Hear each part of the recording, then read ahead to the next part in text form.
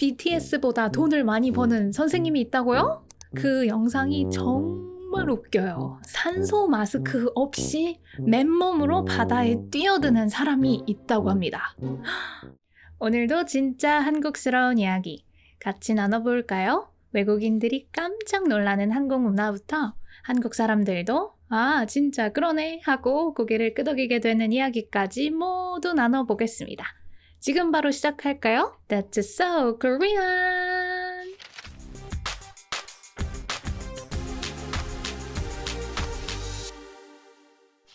네, 여러분. 안녕하세요. 잘 지내고 계신가요? 무려 2달 만에 인사를 드리게 됐네요. 와, 이름하야 That's so Korean Season 2! 와! 아우, 뻔뻔해. 그쵸?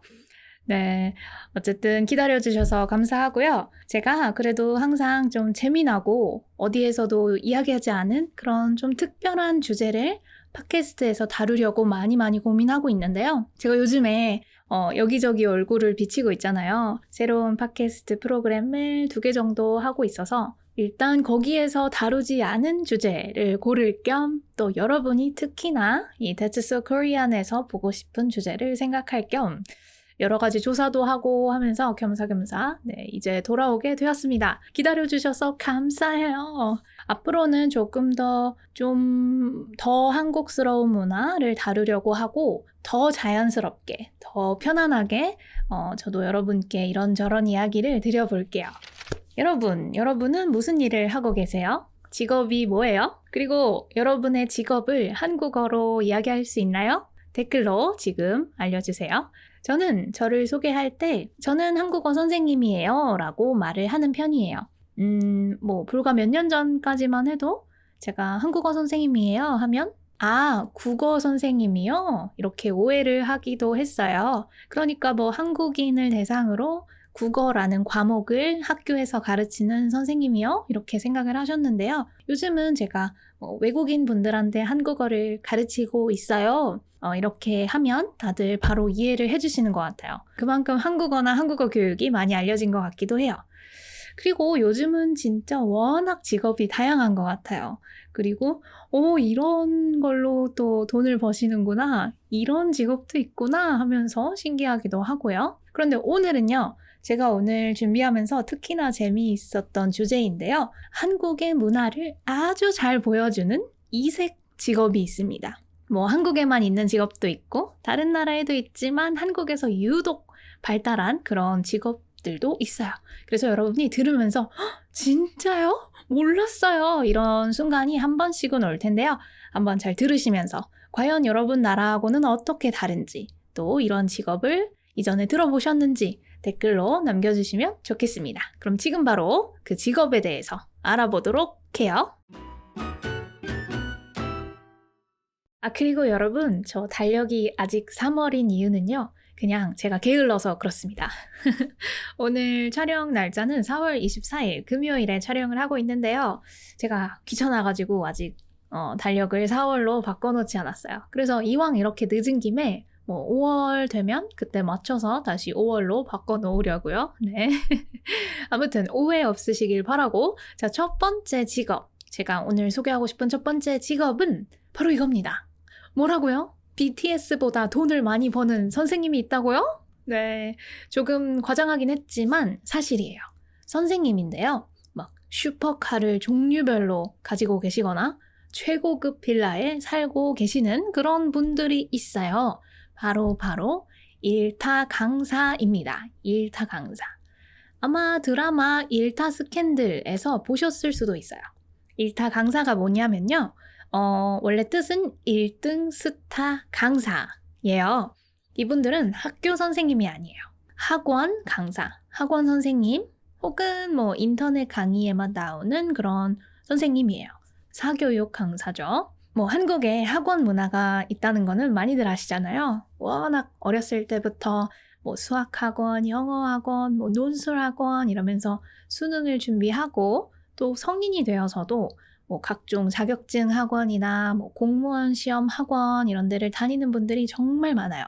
한국에서는 학원을 안 다니고 잘한 분을 찾기가 어려울 정도로 거의 일상입니다. 그 중에서도 유명한 학원 브랜드가 있죠. 거기에 속해 계시고 또 그 중에서도 탑, 거의 뭐 그 과목하면 딱 떠오르는 선생님이 될 정도로 아주 탑 중에 탑인 선생님들이 바로 1타 강사입니다. 뭐 잘 가르치시는 건 물론이고요. 학생들이 그 선생님의 인터넷 강의를 제일 많이 수강해요. 그리고 뭐 학생 수도 정말 말도 안 되는 숫자예요. 왜냐하면 전국에서 손에 꼽힐 정도로 유명하신 분들이니까요. 교재도 잘 팔리고 그런 선생님을 1타 강사라고 합니다. 근데 이 1타에 이런 의미도 있대요. 그 인터넷 강의를 들으려고 사이트에 들어가면 선생님들이 쭉 나열되잖아요. 그런데 인기 있는 선생님은 제일 상단에 제일 첫 페이지에 노출이 된다고 합니다. 그래서 1페이지에 보이는 선생님을 뭐 1타, 2페이지로 넘어가면 2타 이렇게도 불렸대요. 그래서 1타라는 의미도 있다고 합니다. 자, 이분들 정말 돈 많이 벌어요. 뭐 상위 1타 강사의 연봉이 100억 원이 넘는다고 알려져 있거든요. 그러니까 약 1000만 달러, 뭐 소득세만 수십억 원을 내기도 하고요. 정말 걸어 다니는 기업이에요. 뭐 펜트하우스에 사시는 분도 있고 건물도 여러 채를 가지고 있고요. 슈퍼카를 여러 대 보유하는 것은 그냥 기본입니다. 실제로 한 유명 강사분께서 어느 날 자기의 통장 잔고를 인증한 적이 있어요. 내가 지금 가지고 있는 돈은 이만큼이야 하면서 이렇게 가려서 보여주셨는데요. 그 0이 너무 많아서 뭐 200000000 막 이렇게 잔고가 있어서 그 숫자를 보고 저도 깜짝 놀랐습니다. 이게 어떻게 가능할까요? 왜 학원 선생님들이 이렇게 인기가 많을까요? 우리 좀 전에 이야기를 나눴지만 바로 한국 교육 시스템의 구조 때문이 아닐까 싶어요. 일단 한국에는 수능이 있잖아요. 대학 수학 능력 시험, Korean SAT라고도 알려져 있는 이 수능. 진짜 수능은 1년에 딱 한 번 있고 정말 이 시험 하나로 내가 갈 대학이 결정이 됩니다. 한국에서는 아직까지는 그 대학교 학벌이 되게 중요하게 작용을 해요. 그리고 좋은 대학교를 나오면 당연히 좋은 회사에 취직하고 또 높은 연봉을 받겠죠. 이렇게 어느 정도 좀 탄탄대로를 걸을 거라고 예상이 되기 때문에 모두들 좋은 대학교에 가려고 열심히 공부를 합니다. 그러니까 부모님들이 정말 이 수능, 아이의 성적, 여기에 얼마나 투자를 많이 하겠어요. 그쵸? 돈을 아끼질 않습니다. 사교육 시장이 정말 커요. 여러분 나라는 어떤가요? 궁금하네요. 어쨌든 이 엄청난 수요가 1타 강사라는 직업을 만든 거죠. 자, 그러면 얼마나 유명하시냐 제가 조금 더 여러분께서 체감하실 수 있도록 예시를 들려드리겠습니다. 유명한 강사분들의 수업을 듣는 것은 당연히 어렵습니다. 하늘의 별 따기예요. 그래서 수강 신청을 하려고 그 학원 앞에서 줄을 섭니다. 뭐 방학 특강, 뭐 수능 전 마지막 특강 같이 특히 유명한 강의의 경우는 막 새벽부터 줄을 서고요. 대신 줄을 서주는 알바도 있다고 해요. 오로지 그 선생님 수업 한 자리를 잡으려고요. 여러분 이게 이해가 되시나요? 만약에 한국어 수업인데 막 스타 강사, 1타 강사 선생님의 수업 어떨까요? 이게 어쨌든 한국어는 취미로 배우니까 그 정도까지 되지 않을 수도 있지만 정말 한국에서 수능은 내 인생을 바꿀 수 있는 시험이잖아요. 근데 그 시험이 얼마 안 남았는데 내가 예를 들어서 수학에서 이 문제가 정말 해결이 안 돼요. 그런데 어떤 선생님은 단 한 달 만에 이 부분을 깨끗하게 해결을 해준다는 거예요. 막 그런 말 한마디 한마디가 얼마나 크게 들리겠어요. 간절하니까. 가격이 아무리 비싸도 또 수강하는 게 이렇게 어려워도 들을 수밖에 없는 거죠. 그리고 유명하신 선생님들은 다 이유가 있더라고요. 우선 학생들이 쉽게 암기할 수 있도록 그런 암기법을 알려주시거나 칠판에 쓰는 이런 필기 스타일을 판서라고 해요. 판서 스타일이 다 달라요. 어떤 선생님은 그림을 보여주기도 하고 어떤 선생님은 이렇게 연도별로 표를 정리해주기도 하고 그래서 유명하다는 분의 수업을 저도 몇 번 들어본 적이 있는데요. 와, 이래서 사람들이 열광하는구나 느껴질 때가 있었어요. 그리고 특히 좀 멘탈 관리라고 할까요? 뭐 수능은 물론이고 뭐 전문직 시험 이런 이제 강사분들은 수업 중에 인생 얘기를 정말 많이 하십니다. 혹은 이제 학생들의 정신력을 관리하기 위해서 막 예를 들어서 지금 뭐 잠 줄이고 내가 노력할 만큼 인생에서 해본 적이 있어요? 어디 가서 나 노력 진짜 많이 했어 라고 말할 수 있어요? 여러분 늦었어요. 그런데 포기할 거예요? 막 이런 말을 막 쏟아내십니다. 그러면 정신이 번쩍 차려지죠. 아, 맞다. 나 공부 더 열심히 해야 되는구나. 이렇게요. 그래서 이러다 보니까 팬덤이 형성이 됩니다. 진짜로 선생님을 막 아이돌처럼 연예인처럼 이렇게 좋아하는 팬도 생기고 뭐 팬 계정도 생기고 굿즈가 나오기도 하고 또 요즘은 유튜브로 홍보를 많이 하시니까 그런 명언 혹은 강의 클립이 막 유튜브에서 수백만 뷰를 찍기도 해요. 서울에 학원이 밀집한 동네가 있습니다. 대표적으로 대치동이 있는데요. 여기는 그 사거리가 큰 학원들로 가득 찰 만큼 거의 사교육 시장의 메카라고 할 수 있어요. 그래서 뭐 이런 동네에 가면 특히나 그 분위기를 느끼실 수 있는데요. 전광판 혹은 뭐 버스 같은 곳에 광고를 할 수 있잖아요. 거기에 선생님들 사진이 막 아이돌처럼 이렇게 붙어 있어요. 뭐 예를 들어서 영어의 정석 누구누구누구 이렇게 뭐 한국어 교육의 대표 뭐 김민지 이렇게 있는 거죠. 네, 부러워요. 그래서 이분들은 이제 정말 거의 연예인인 것 같아요. 막 강의도 이렇게 하시고 교재도 내시고 또 학원에서 현강이라고 해요. 현장에서 강의하는 거 현강도 하고 그리고 이분의 수업을 듣기 위해서 물론 인터넷 강의로 들을 수도 있지만 그 수익도 어마어마하겠지만 또 전국 각지에서 직접 강의를 들으려고 찾아오기도 합니다. 물론 이런 선생님의 수업을 듣자마자 내가 곧바로 스카이, 서울대, 고려대, 연세대학교에 가는 건 아니겠지만 그래도 뭔가 다르지 않을까? 뭐라도 하나 더 해봐야 하지 않을까? 이 선생님이라면 나의 이 약한 부분을 해결해 줄 수 있지 않을까? 이런 심리로 더더욱 그분들을 찾아가게 되는 것 같아요. 한 가지 흥미로운 포인트를 좀 짚어보면요. 선생님이라는 직업에 대한 인식이 나라마다 너무 다르더라고요. 여러분 나라에선 어떤가요?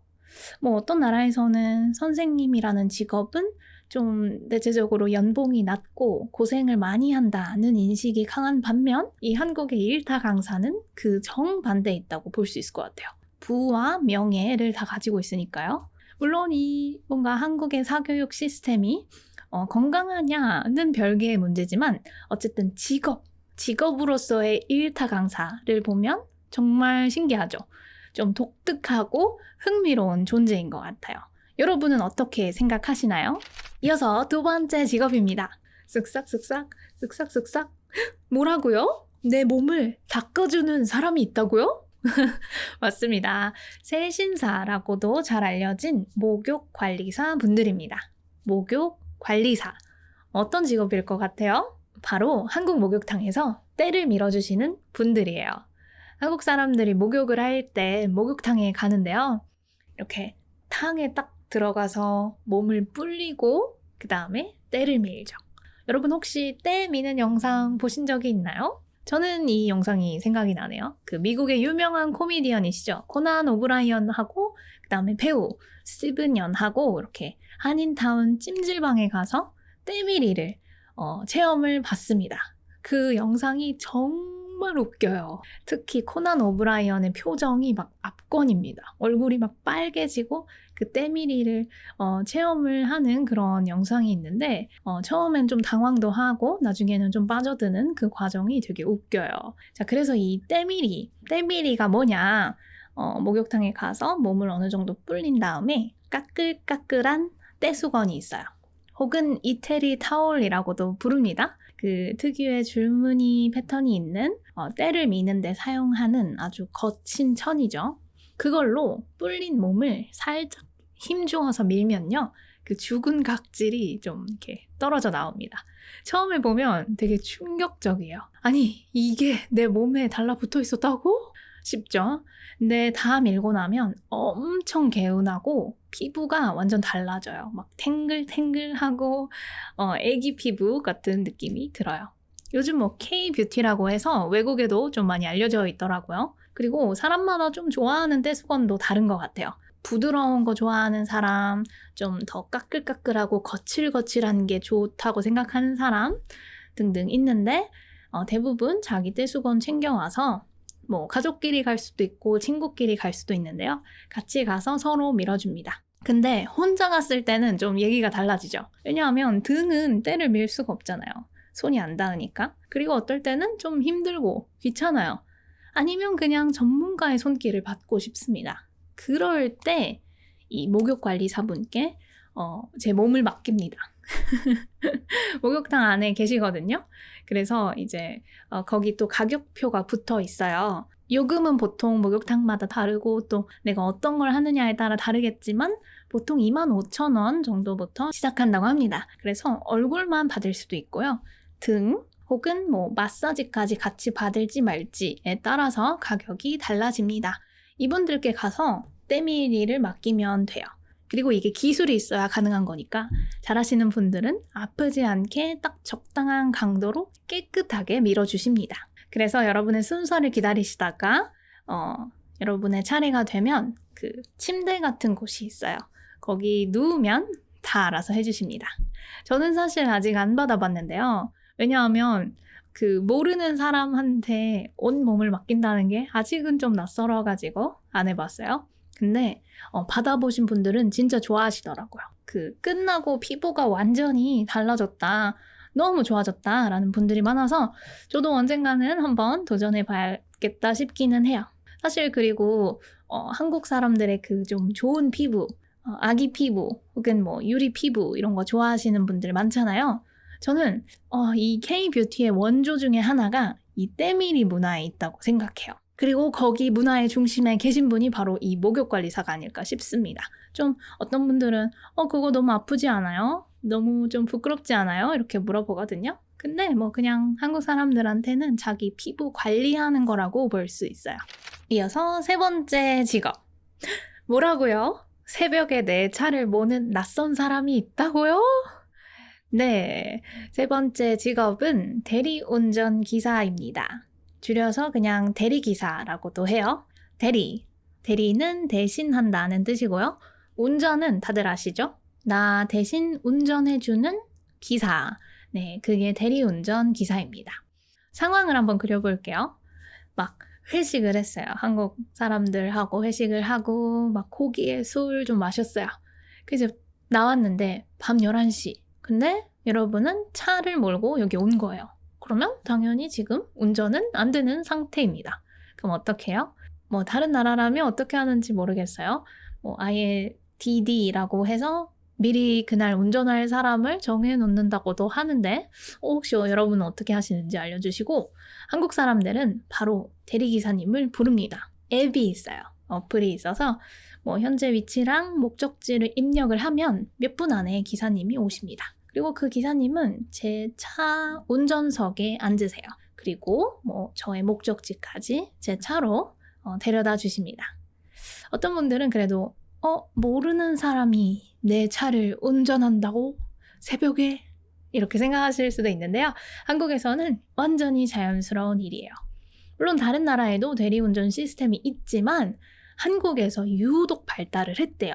그래서 그 이유에 대해서 찾아보니까 우선 한국은 음주운전 규제도 엄격하고 뭐 정말 당연히 해서는 안 되지만 특히나 사회적인 인식이 최악의 범죄 중에 하나라고 생각을 해요. 정말 이거는 사회적으로 무리를 일으키는 행동이에요. 술을 한 잔을 마셨든 뭐 얼마나 마셨든 중요하지 않고 술을 마시고 운전대를 잡는 것 자체를 굉장히 좀 손가락질하는 그 정도로 엄격하게 생각을 합니다. 그리고 또 차량 소유율, 한국 사람들이 차를 가지고 있는 그런 비율도 높고요. 또 술 너무 좋아하잖아요, 한국 사람들이. 그리고 또 치안도 상대적으로 좋은 편이니까 다 합쳐져서 내가 술 취한 상태에 내 차를 낯선 사람에게 믿고 맡길 수 있어서 유독 이 대리운전 시스템이 좀 발달을 했다고 해요. 근데 이 일은 정말 택시 기사보다 난이도가 높다고 하네요. 왜냐하면 주 고객이 이제 술을 드신 분들이기 때문에 어떤 분을 만날지 모르기 때문에 조금 택시 기사보다는 이 업무가 난이도가 높다고 합니다. 그리고 연령대는 주로 40에서 60대 남성분들이 많이 종사하신다고 해요. 그리고 이분들을 부르면요, 주로 걸어오시거나 킥보드 타고 오시거나 대중교통 타고 오세요. 그렇게 오셔서 제 차를 타고 저를 집까지 데려다 준 다음 다시 다음 콜을 받으러 가시는 거죠. 여러분 그 김부장 드라마, 서울 자가의 대기업 다니는 김부장 이야기인가? 그거 보시면 이 대리기사님께서 어떻게 일하시는지 실감나게 알 수 있어요. 자, 이어서 다음 직업. 무려 산소 마스크 없이 맨몸으로 바다에 뛰어드는 사람이 있다고 합니다. 놀랍죠? 네 번째 직업은 바로 해녀예요. 해녀 들어보셨나요? 해녀는 대한민국의 국가무형유산이고요. 또 유네스코 인류무형문화유산이기도 한데요. 정말 그런 산소통이나 기계 장치 없이 오로지 호흡 조절로만 바다에 들어가서 해초, 조개 이런 것들을 채취하는 분들이에요. 그리고 그런 활동을 물질이라고 부릅니다. 그러니까 한마디로 숨 참고 바다에 들어가서 잠수하는 거예요. 여러분 한번 생각해 보세요. 숨을 참은 상태로 바다에 들어가서 막 모든 먹을 거를 이렇게 찾습니다. 와, 진짜. 그리고 이분들은 주로 제주도를 중심으로 활동하고 계시고 대부분 여성분들이세요. 네, 제주 해녀가 아주 유명한데요. 제주도에는 작년 기준으로 약 2,300여 명의 해녀분들이 계시대요. 네, 이분들 잠수부랑 뭐가 다른지 방금 말씀드렸죠? 산소 마스크 없이 맨몸으로 바닷속에 들어가시는데요. 얼마나 들어가시냐면요. 평균적으로 약 10m 들어가시고 한 번 잠수해서 약 1, 2분은 버티신다고 해요. 그런데 이게 단순히 숨을 참는 것뿐만 아니고 바다에 들어가면 좀 시야도 뿌옇게 흐려질 수도 있고 막 물살이 거셀 수도 있고 발차기를 해서 바닷속으로 갔는데 너무 힘들어요. 체력이 딸려요. 그래서 숨을 쉬고 싶은데 숨이 막 턱끝까지 차죠. 그리고 숨을 쉬려면 물 위로 올라와야 합니다. 와, 정말 저는 거의 슈퍼히어로 같아요. 해녀분들이. 그리고 최대 잠수 시간이 하루에 한 7시간 정도 된다고 해요. 그러니까 바다에서 보내는 시간이 7시간 정도인 거죠. 뭐 어떤 분들은 그래도 바다에 있으면 좀 낭만적인 것 같은데요? 이렇게 말씀하시는 분도 계실지 모르겠는데요. 사실은 극한 직업이에요. 왜냐면 바다 속으로 들어갈수록 압력도 세지고 또 수온 어때요? 바닷속의 온도 춥잖아요. 그러니까 뭐 저체온증 이런 여러 가지 병에 걸릴 위험이 있대요.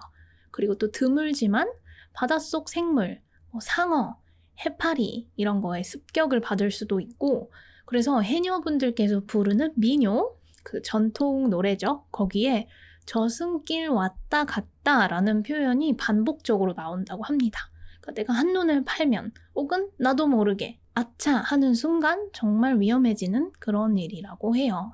그리고 이 해녀분들이 물 위로 나와서 숨을 고를 때 내는 독특한 소리가 있다고 하는데 이거는 숨비 소리라고 불립니다. 마치 휘파람을 부는 것처럼 들린대요. 그러니까 호흡을 못하다가 한 번에 나와서 이제 숨을 쉬시니까 몸속에 이산화탄소를 한꺼번에 내뿜고 산소를 빠르게 들이마시는 그 과정에서 나는 소리라고 하네요. 그리고 해녀분들 사이에서도 좀 엄격한 계급이 있대요. 그래서 정말 베테랑, 어디까지 들어가시냐? 수심 15m 이상에서 작업을 하십니다. 그리고 한 번 잠수해서 약 2분가량 혹은 그 이상 머무신다고 해요. 이런 상군분들은 깊이 들어가실수록 그만큼 비싼 해산물을 채취할 수 있어요. 그리고 중군은 수심 8에서 10m, 그 다음에 제일 좀 초급자, 사실 초급자라고 해도 이게 엄청난 기술이 있어야 가능한 건데 어쨌든 그 해녀 사이에서의 계급, 하군은 한 5에서 7m 요 수심에서 작업을 한다고 합니다. 자, 그럼 이 해녀가 어떻게 되냐? 대체로 전통적으로 옛날부터 어머니가 해녀면 딸도 해녀가 됐어요. 또 시어머니가 해녀면 며느리도 해녀가 됐어요. 그 가족 내에서 계속 전승 되어서 왔어요. 여러분 그 드라마 폭삭 속았수다 보시면요. 거기에서 해녀들 모습을 볼 수 있는데요. 정말 엄마 옆에 어린 딸내미가 좀 헤엄치는 법을 배우기도 하고 오히려 이 일이 너무 힘드니까 내 딸은 해녀를 안 시킬 거야. 내 딸은 바다에 절대 못 들어가게 할 거야. 이런 분도 계십니다. 그래서 이렇게 어렸을 때부터 어쨌든 헤엄치는 법을 배우고 조금 잘하면 들어가서 해산물을 채취하는 그 물질을 배운다고 해요. 그리고 해녀의 특징은 60세, 심지어 70세 넘어서도 물질을 하시는 분들이 있어요. 그래서 그 제주 해녀 유명하다고 했잖아요. 63%가 70세 이상이라고 해요. 그리고 70대가 막내로 불릴 정도로 80세 이상인 분들도 한 400여 명 계신다고 합니다. 와, 진짜 대단하죠? 근데 이게 또 요즘 젊은 해녀가 많이 유입이 되지 않아가지고 전체적으로 해녀분들의 연령대는 높아졌고 또 여러 가지 이제 병을 얻을 수도 있고 안전사고 위험도 있잖아요. 그래서 은퇴를 해야 되는데 새로 들어오는 해녀는 없어가지고 이게 유네스코 유산인데 없어지면 어떡하지? 좀 그렇게 걱정하는 시각도 있어요. 그래서 여러분 그 드라마 폭삭 속았수다 보시면 이 해녀분들의 그런 삶, 공동체 문화를 좀 간접적으로 볼 수 있습니다. 그리고 마지막 직업. 뭐라고요? 미래를 보는 사람이라고요? 네, 마지막으로 소개해드리고 싶은 직업은 흔히 무당이라고도 부르는데요. 바로 무속인입니다. 무속인. 네, 이분들은 그 신내림이라는 거를 받으신 분들이에요. 그러니까 몸속에 어떤 신이 들어왔어요. 그래서 그분을 섬기고 모십니다. 그 다음에 그 신의 시각, 신의 어떤 기운을 통해서 이 상대방의 미래를 읽을 수 있어요. 그래서 그거를 점을 봐준다고 해요. 이 점을 보면서 이제 손님으로 온 사람들의 어떤 걱정, 앞으로 잘 될지 안 될지 이런 것들을 신을 통해서 이야기를 하는 분들입니다. 그리고 만약에 어떤 사람의 몸에 좀 안 좋은 귀신이 들어갔다, 혹은 이 사람이 좀 아프다 하면 굿이라는 것을 해서 그 악귀를 빼주는 역할을 해요. 그래서 이런 샤머니즘은 전 세계에 있는데요. 근데 한국은 그 유일신을 믿는 여러 종교, 그러니까 부처님, 예수님, 알라 이런 유일신을 믿는 종교 신자가 많아요. 한국에도 많이 있어요. 개신교, 가톨릭, 불교 신자 많이 있는데 그럼에도 불구하고 이 샤머니즘 문화도 아직 강하게 살아있어요. 이게 공존한다고 봐야 됩니다. 그래서 한국에 무속인이 얼마나 있냐면요. 약 80만 명 있다고 하네요. 그래서 이분들을 찾는 분들은요. 전통적인 할머니, 할아버지 세대뿐만이 아니에요.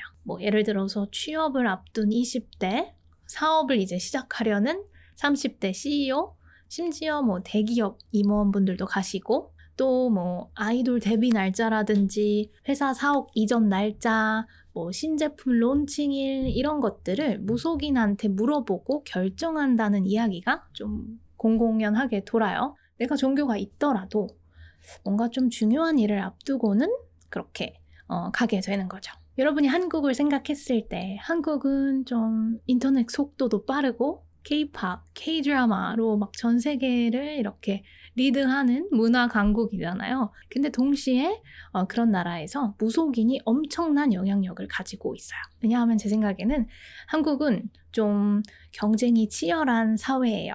여기서 살면 뭔가 불안하고 내가 결정을 잘 하고 있는 걸까? 난 앞으로 어떻게 될까? 난 뒤처지지 않을까? 이런 좀 불안을 많이 갖고 살게 되는 것 같아요. 이런 감정은 또 어느 나라에서든 나타날 수 있지만 한국에서는 이런 것들을 해결하기 위해서 무속인을 찾아가는 형태로 좀 나타나게 되는 것 같습니다. 그리고 이런 분들은 왠지 산에 있을 것 같고 그렇잖아요. 근데 그렇지 않아요. 강남 한복판에도 계시고요. 정말 깔끔하게 인테리어 된 그런 곳에서 상담을 받고요. 그런 예약은 요즘엔 앱으로 할 수 있대요. 저도 안 해봤는데 그렇대요. 그리고 유튜브 채널도 다 가지고 계시고요. 젊은 분들도 참 많이 이 점을 보러 가시더라고요. 그래서 여러분 혹시 영화 파묘 보신 적이 있나요? 여기 그 김고은 씨가 맡은 역할이 무당이에요. 근데 무당 중에서도 좀 막 내가 너무 억울하고 막 원망스러운 채로 이제 돌아가신 그런 분의 영혼을 위로해주는 그런 무당 역할을 하셨고, 거기 이도현 씨도, 배우 이도현 씨도 남자 무당으로 나왔대요. 저는 사실 무서운 걸 잘 못 봐서 이 영화의 줄거리만 확인을 했는데요. 거기 보시면 그 주인공 무당이 김고은 씨가 여객기를 타고 이동을 한다고 하네요. 돈을 정말 잘 버나 봐요. 그쵸? 그래서 뭐 한국 사람들끼리도 그냥 미신 아니야? 그런 게 어딨어. 어떻게 뭐 신이 몸에 들어오고 미래를 볼 수 있어. 하지만 또 그거를 진짜로 믿냐 안 믿냐를 떠나서 그냥 한번 가볼 수도 있고요. 그런 사람이 생각보다 많아요. 그리고 내가 어쨌든 미래에 대해서 불안하면 여기에 좀 의지를 하게 되는 것 같아요. 네, 여러분 나라에는 혹시 비슷한 게 있는지 또 알려주세요.